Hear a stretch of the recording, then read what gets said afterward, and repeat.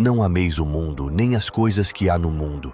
Se alguém amar o mundo, o amor do Pai não está nele. 1 João 2,15.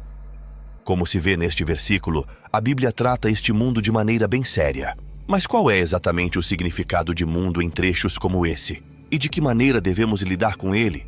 Quais são os limites de nosso envolvimento com as atividades desta terra? Há muitas opiniões diferentes sobre esses assuntos no meio cristão, algumas mais severas, outras mais brandas. Precisamos então ter clareza sobre o que a Bíblia quer dizer acerca dele. Como podemos manter nossa vida nesta terra dentro da vontade de Deus? Há uma mente por trás do sistema deste mundo? O que controla todo o sistema deste mundo? Você tem controle sobre a sua vida? Olha o que está escrito em João 12, 31 e 32. Chegou o momento de ser julgado este mundo, e agora o seu príncipe será expulso. E eu, quando for levantado da terra, atrairei todos a mim mesmo. Nos versículos citados, Jesus se coloca em oposição ao príncipe desse mundo.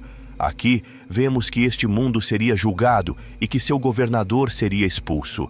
Isso iria acontecer por meio da obediência de Cristo até a morte na cruz. A palavra grega cosmos, na Bíblia, é traduzida na maioria das vezes como mundo, havendo apenas uma exceção.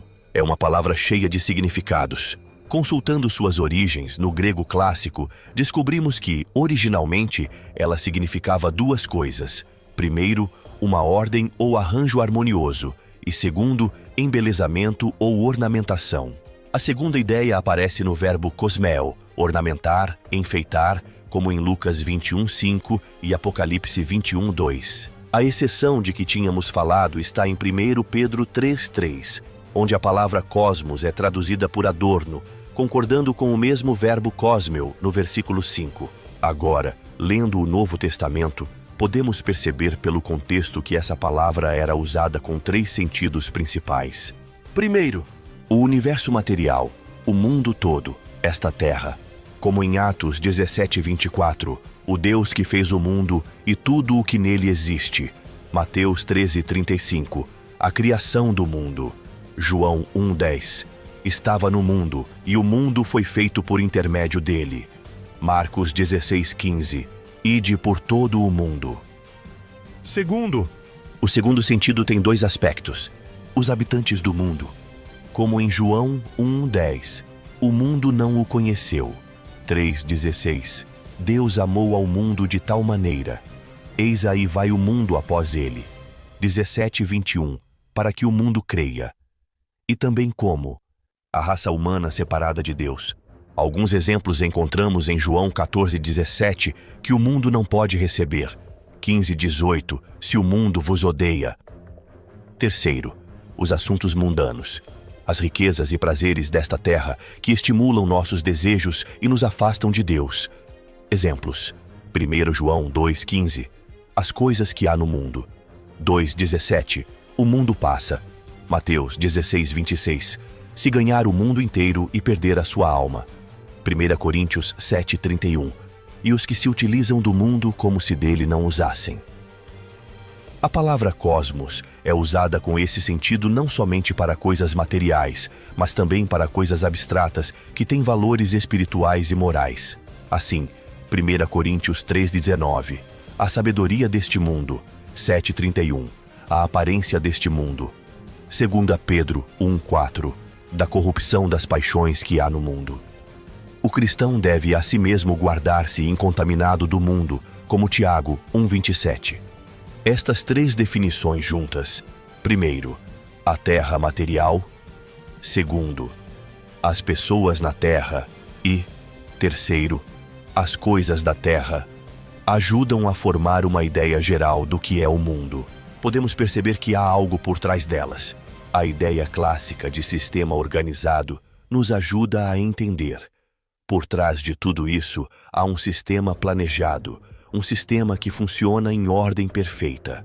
Sobre esse sistema, há 2 pontos principais que precisamos conhecer.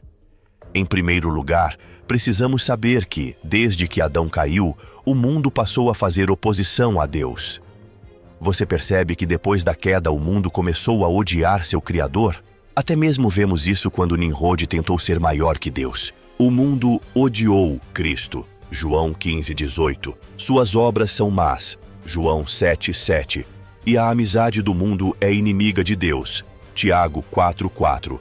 Por isso, o versículo de João 12, do começo deste texto, diz que o mundo está sob julgamento. A atitude de Deus para com ele é inflexível.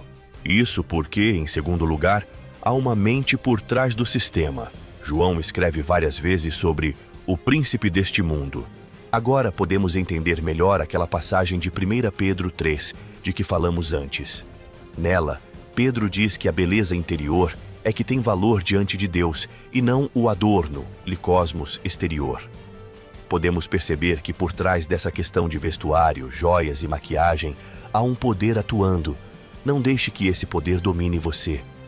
Temos que nos perguntar: no princípio, nem a terra, nem o homem tinham ligação com o mundo. Porém, Satanás aproveitou-se do pecado do homem para introduzir na terra esse sistema. Assim, podemos dizer que antes da queda havia uma terra. Após a queda há um mundo. Na volta do Senhor haverá um reino. Quando o reino do Senhor Jesus vier, porá fim ao reino de Satanás. Política, educação, literatura, ciência, arte, lei, comércio, música. São estas coisas que constituem o cosmos, coisas que encontramos no nosso dia a dia. Essas áreas foram se desenvolvendo ao longo da história. Mas em que direção esse progresso está seguindo? Qual é o objetivo final de tudo isso? No final, o anticristo se levantará e estabelecerá o seu próprio governo neste mundo. Essa é a direção do progresso do mundo. Satanás está utilizando o mundo material, as pessoas do mundo e as coisas que estão no mundo para finalmente liderar tudo no governo do anticristo. Naquela ocasião, o sistema mundial terá alcançado seu ponto máximo e cada uma de suas unidades será revelada como sendo anticristã. Enfim, quando tocamos as coisas do mundo, a pergunta que sempre devemos fazer a nós mesmos é: como isto afetará meu relacionamento com o Pai? Deus está trabalhando na igreja para trazer o seu reino. Enquanto isso, Satanás está construindo seu sistema para obter o governo do anticristo. De qual deles você quer participar? Vemos que não é só contra o pecado que precisamos estar alertas, mas contra o dominador deste mundo. Quando temos que decidir entre duas ou mais alternativas, a pergunta não é: isto é bom ou mal?